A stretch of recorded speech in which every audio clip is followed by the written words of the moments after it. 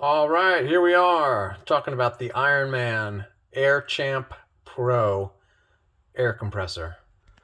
And the reason why I want to do this video is just actually to keep it super short and show some quick modifications that I did to this air compressor to make it way better than it came. I borrowed a lot of these ideas from previous YouTube videos that I searched, kind of took the best from all of them, and put this together in just a little while with a minimum extra investment, all parts from Amazon. So first and foremost,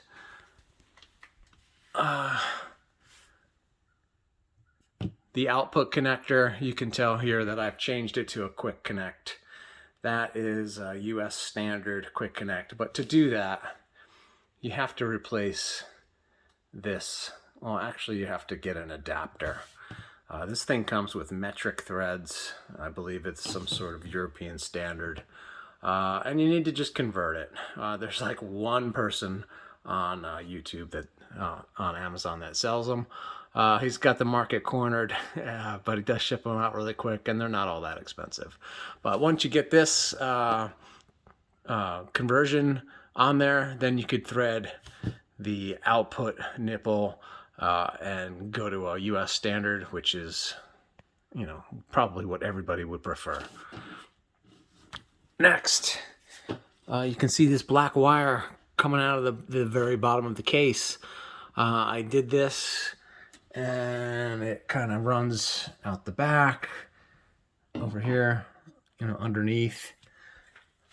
Comes back to this side, comes up. I zip tied it here, and it ends here at the pressure switch.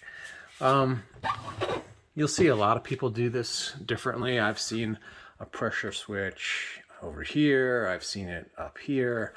To me, it made the most sense to put it over here.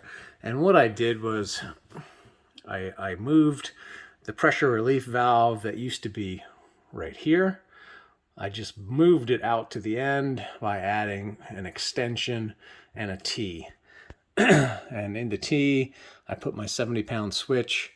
The wires are out of the way. You can still grab the handle. They're not going to snag on anything. And of course, you still retain the pressure relief valve. I thought that was the best way to do it. And I think it worked out really well. So far, so good. The stock hose that comes with this also has proprietary fittings on it. Of course, I cut those fittings off, as you can tell, and I put on the quick connect fittings, which, again, on both ends, keep it very standard, so you can use it on anything that is US standard. And what I also picked up was just this great little inflator. Again, it has a quick connect on it. Plug the hose into it, squeeze the trigger, press the button to release, and the compressor will cycle on and off as you stop flowing air, which is the whole idea of adding the pressure switch. So all in all, I would say that this was a very easy modification. It didn't take but maybe a half an hour once I had all of the parts and pieces. And I think it makes the compressor a lot better than it originally came from the factory.